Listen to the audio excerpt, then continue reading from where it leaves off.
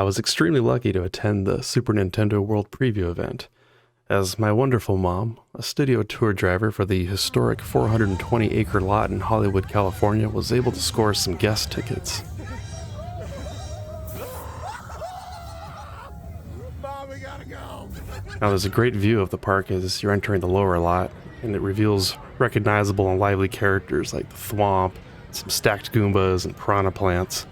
And the main entrance is this giant pipe tunnel that greets you with this living, breathing mushroom kingdom that's just bursting with elements from the myriad of Mario games. There was immaculate detail in recreating the world, all the way down to the speed and sheen of the spinning golden coins. Now there's no sign of red or blue coins, unfortunately, but there were collectible stamps and the key coin quest to complete before you can even gain entry to a certain part of the park. And playing in any of the key coin quests does come with a $40 entry fee if you want to track your progress in the park, but you get to choose a QR-coded wristband resembling your favorite character that can collect the coins and stamps. And it's how you gain access to Bowser Jr.'s castle, which I'll get into later. Now, the sensors require a firm thud with your fist, and you don't really need a wristband to interact with them, but you do need the band to play the minigames that I'll get back to. There's no shortage of references to classic Mario games, like there's a painting from Super Mario 64 that takes some timing to interact with, but maybe just gotta jump straight into it. Go. There was Super Mario Galaxy, Yoshi's Island, and what I would consider the main event, Mario Kart, which is called Bowser's Challenge here. And in this seemingly small space, they somehow created a wonderland of different environments throughout the various games. Some of them in a trippy UV cave that reminded me of a particular star in Super Mario RPG. And the hall before entering the ride is like this trophy chamber of glowing insignias representing all the different cups from Mario Kart, dioramas of different scenes, including my favorite character from the series, Magikoopa, or Kamek in the Japanese versions. But each room was filled with detail that made waiting in line part of the attraction. I had loved this painting tucked into Bowser's library, hunted by an adorable little Boo.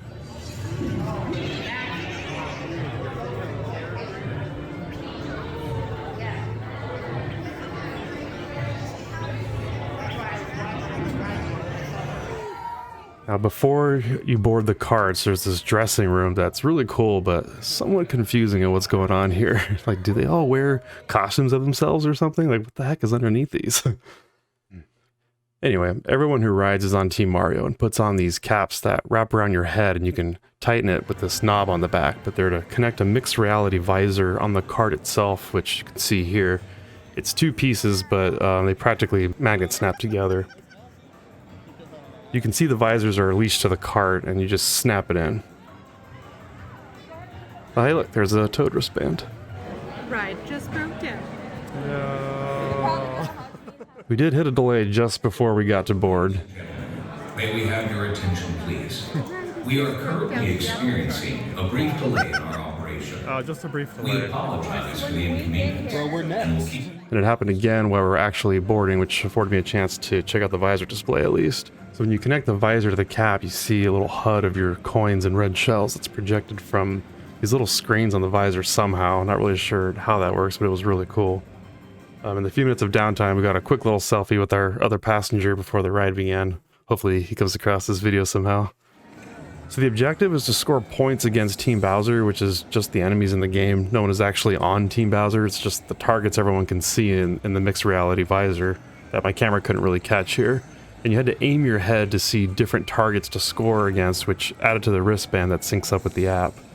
I didn't catch it here, but at one point we had a floating ship with Mort and Wendy that I burned my entire stock of shells trying to snipe, and the ride didn't seem like it would move forward until we did that. We weren't sure if it was glitched or what. Rainbow Road looked incredible in person, and again, there's a lot going on here in the visor that I couldn't catch. And I'm not sure what the heck this thing is under the stars, but you're supposed to be distracted by the game here anyway. At the end, you just remove the visor that's leased to the cart and return a headset to a bin that they take away to clean, which is typical for 3D shows and whatever. And there were neat little details like the little Miis used an example for removing the visor. I wish those Miis are still a thing on Switch, or maybe they are, I don't know. But it was at this point I could enjoy the details of the carts that looked straight out of Mario Kart 8 along with the soundtrack.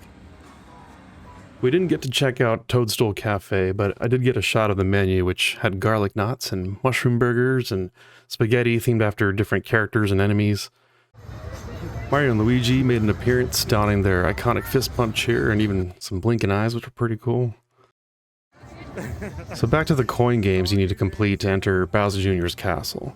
They're around the area, spinning and gleaming, and you gotta complete the challenge to get a key. You tap your wristband on the key symbol there on the crate and the game starts. So this particular game, you smack the POW box that's in front of you. It triggers the others in like a chain reaction, which you need to time with that moving turtle shell so that it blasts upward to get the key.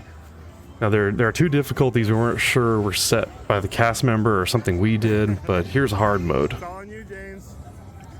So right here the POW triggered, and it appeared it should have been where the shell was directly beneath the blue POW box, but neither one of us could hit it.